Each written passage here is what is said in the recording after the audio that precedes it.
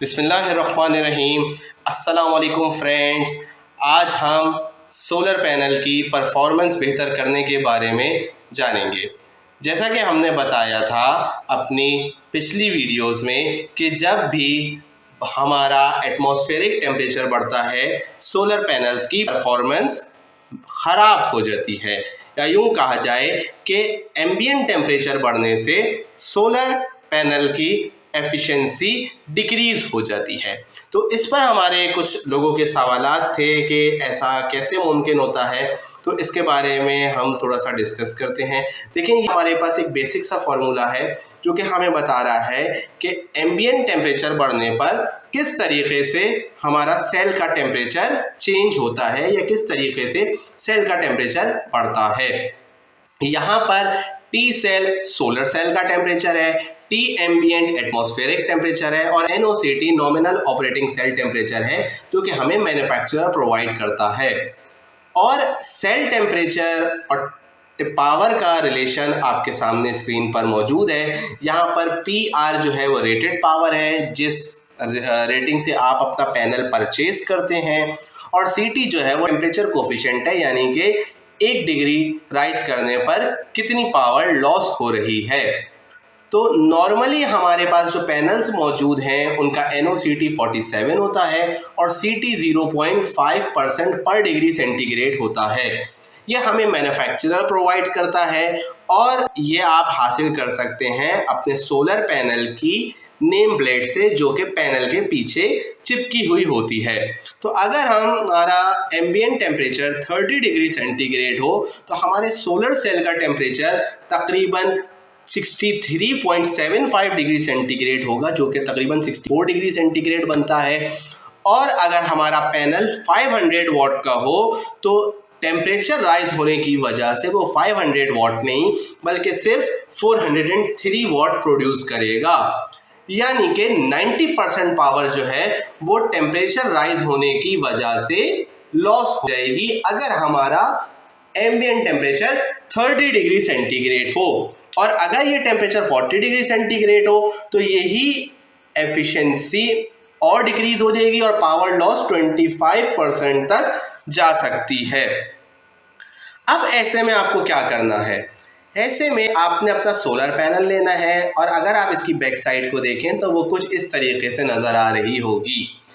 इस solar panel की back पर आपने एक शीट लगानी है जो कि एल्युमिनियम की भी हो सकती है और किसी और मेटल की भी हो सकती है। आप यहाँ पर लकड़ी शीट अगर इस्तेमाल करेंगे तो उसका इस्तेमाल करने में कुछ मसले मसाइल आ सकते हैं, और इसके अलावा आपने कुछ मेटालिक पाइप्स या फिर PVC के पाइप्स अपने सोलर पैनल में इंसर्ट करने हैं। अब जब आप ये केसिंग बना लेंगे अपने सोलर पैनल के पीछे तो आपका सोलर पैनल गर्मियों में परफॉर्मेंस बेहतर करेगा और सर्दियों में यही सोलर पैनल गीज़र के तौर पर भी इस्तेमाल हो सकेगा। आए हम आपको दिखाते हैं कि किस तरीके से ये काम करेगा। ये देखिए, ये सोलर पैनल है जो कि मैंने रखा हुआ है। वैसे तो ये साए में आपको नज़र आ रहा है, लेकिन आपने बिल्कुल साए में सोलर पैनल नहीं रखना है। मैंने सिर्फ वीडियो बनाने के लिए ये साए में रखा है। इसके पीछे मैंने एक कवर बनाया हुआ है, आपको ऊपर और नीचे इसमें पाइप नज़र आ रहे होंगे। अगर मैं इसको पीछे से दिखाऊं तो कुछ इस तरीके से नज़र आएगा। सोलर पैनल का सर्किट जो है वो अलहदा से है और इसके पीछे मैंने कवरिंग लगाई हुई है, एक लकड़ी की कवरिंग है जिसको मैंने एल्युमिनियम से सेव किया हुआ है। अच्छा, अब इस पाइप्स का क्या मकसद है? ये जो ऊपर की तरफ पाइप है इनमें पानी आ सकता है हमारे ओवरहेड टैंक से जो कि हर घर में मौजूद होता है, और जो नीचे की तरफ पाइप्स हैं इनसे आप गर्म पानी ले सकते हैं। जब सोलर पैनल में पानी दाखिल होगा, सोलर पैनल की पिछली साइड पर पानी दाखिल होगा तो पानी ठंडा होने की वजह से सोलर पैनल अपनी हीट को पानी में ट्रांसफ़र करेगा, जिसकी वजह से सोलर पैनल ठंडा होगा। ठंडा होने से सोलर पैनल की परफॉर्मेंस बढ़ेगी और सोलर पैनल ठंडा होने के नतीजे में पानी गर्म होगा। ये पानी आप अपने घर में इस्तेमाल कर सकते हैं किसी भी काम के लिए, गर्म पानी अगर आपको सर्दियों में ज़रूरत हो। अब इससे होगा क्या, इससे आपकी एफिशिएंसी बेहतर हो जाएगी समर में, क्योंकि जैसे कि टेम्परेचर 64 डिग्री तक बढ़ गया था सेल का या फिर पैनल का, तो वो 64 डिग्री नहीं रहेगा बल्कि वो कम होकर 25 डिग्री के करीब आ जाएगा। तो गर्मियों में सोलर पैनल बेहतर परफॉर्म करेगा।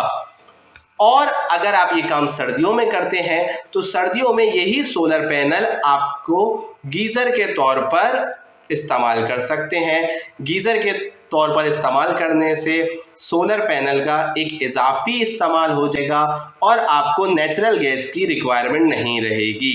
तो यूँ आपका ना सिर्फ गर्मियों में बिजली का बिल कम होगा बल्कि सर्दियों में गैस का बिल भी कम होगा। अब तक के लिए इतना ही। मज़ीद वीडियोस के लिए हमारा channel learn with doctor Naqvi देखना मत भूलिएगा। तब तक के लिए अल्लाह हाफिज़।